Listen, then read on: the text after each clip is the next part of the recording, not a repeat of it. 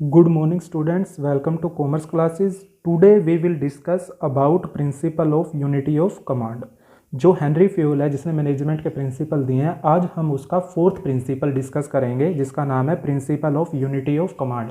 Unity का मतलब होता है एकता, कमांड का मतलब होता है जो निर्देश दिए जाते हैं, डायरेक्शन दी जाती है, उसके अंदर एकता होनी चाहिए, यूनिटी होनी चाहिए। फॉर एग्जाम्पल, अब जैसे कि यूनिटी ऑफ कमांड का एग्जाम्पल क्या है, जैसे कि आप स्कूल के अंदर काम कर रहे हो, जैसे कॉमर्स डिपार्टमेंट है, कॉमर्स डिपार्टमेंट को डायरेक्शन देने वाला, कमांड देने वाला सिर्फ एक पर्सन होना चाहिए। ऐसा नहीं है कि भी उसी डिपार्टमेंट को जो कमांड दे रहे हैं मोर देन क्या हो, वन पर्सन हो। सपोज करो 3 पर्सन कमांड दे रहे हैं, तो एम्प्लॉई है, जो टीचर्स हैं जो इस टाइम स्कूल के अंदर, वो कॉमर्स डिपार्टमेंट के जो टीचर्स हैं वो ऑलवेज क्या रहेंगे, कन्फ्यूजन में रहेंगे कि भी वो अपने किस सुपीरियर का या जो भी उनका जो सुपीरियर है, हेड ऑफ डिपार्टमेंट है, किसका ऑर्डर फुलफिल करें, किसका ऑर्डर फुलफिल करें। इसीलिए ऑलवेज वो कन्फ्यूजन में रहेंगे, अपना काम है जो सिस्टमेटिक वे से नहीं कर पाएंगे। इसीलिए क्या होना चाहिए, कमांड में यूनिटी होनी चाहिए। अब हम डिस्कस करेंगे इन बुकेश नॉलेज। ये क्या कह रहा है, one employee is equal to one boss, an employee should receive order from one boss only. जो इस प्रिंसिपल के अकॉर्डिंग एक एम्प्लॉय होना चाहिए, एक ही बॉस होना चाहिए। An employee should receive order from one boss only. जो एम्प्लॉय ऑर्डर रिसीव करेगा वो क्या है, सिर्फ वन एम्प्लॉय से, वन कमांडर से कह लो या जो बॉस है उससे रिसीव करेगा। अगर वो क्या कह रहा है, if more than one boss, अगर एक से ज़्यादा बॉस हो गए तो एम्प्लॉय क्या रहेंगे, कन्फ्यूज हो जाएंगे।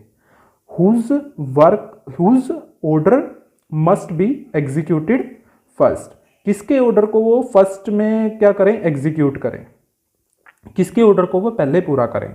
और सुपीरियर में क्या आ जाएगा, ईगो क्लैश आ जाएगा। क्या आ जाएगा, ईगो क्लैश। ईगो क्लैश का मतलब क्या है, every superior want that employee should do his given task first. Ego clash का मतलब क्या होता है कि भाई उनमें ईगो प्रॉब्लम आ जाएगी। सपोज करो 2 पर्सन ने क्या है, ऑर्डर दे दिया। अब एम्प्लॉय पहले का अगर ऑर्डर पूरा करेगा तो दूसरे को लगेगा कि उसे इग्नोर कर दिया, और अगर सेकंड का ऑर्डर कंप्लीट करेगा तो उससे पहले को लगेगा कि इसका ऑर्डर, उसका जो ऑर्डर था उसने फुलफिल नहीं किया। तो इसीलिए उनमें ईगो प्रॉब्लम आ जाएगी। ठीक है, एग्जाम्पल जैसे कि एक एम्प्लॉई है, 2 डिपार्टमेंट है, production department, sales department. Production department ने कहा कि भी जो प्रोडक्शन करनी है वो स्लो प्रोडक्शन करनी है ताकि हम क्वालिटी स्टैंडर्ड है जो उसे मेंटेन कर सके। सेल डिपार्टमेंट ने उसे कहा कि भी फास्ट प्रोडक्शन कर टू मीट पेंडिंग सेल्स। जो पेंडिंग सेल्स ऑर्डर होते हैं उन्हें पूरा करने के लिए तुझे फास्ट प्रोडक्शन करनी है। अभी एम्प्लॉय तो कंफ्यूज होगा ही कि वो प्रोडक्शन डिपार्टमेंट का ऑर्डर माने या सेल डिपार्टमेंट का। Employee will get confuse whose order he should follow. Employee confusion में हो जाएगा कि वो किसका ऑर्डर माने किसका नहीं। इसीलिए क्या होना चाहिए कि भी कमांड है उसके अंदर यूनिटी होनी चाहिए। अब हम देखेंगे कि भी इसके पॉजिटिव इफेक्ट क्या है और इसके नेगेटिव इफेक्ट। पॉजिटिव इफेक्ट क्या है, इसके पॉजिटिव इफेक्ट। अगर हम इस प्रिंसिपल्स को जो यूनिटी ऑफ कमांड है ऑर्गेनाइजेशन के अंदर अप्लाई करते हैं तो हमें इसके क्या पॉजिटिव इफेक्ट मिलेंगे। No confusion in mind of subordinate. Subordinate है जो एम्प्लॉय है उसके माइंड में कोई कन्फ्यूजन नहीं होगी कि भी उसे किसका ऑर्डर मानना है किसका नहीं। No ego clash among bosses, bosses के बीच में कोई ईगो क्लैश नहीं होगा। थर्ड है improve effectiveness in working. Efficiency भी आएगी और इफेक्टिवनेस भी आएगी वर्क की, क्योंकि कमांड देने वाला क्या है, सिंगल पर्सन है। Consequences of violation of this principle. अगर हम इस प्रिंसिपल को अपनी फर्म के अंदर अप्लाई नहीं करते हैं तो इसके क्या क्या कंसिक्वेंस निकलेंगे, क्या क्या परिणाम निकलेंगे। Confusion in mind of employee, employee के माइंड में कन्फ्यूजन रहेगी।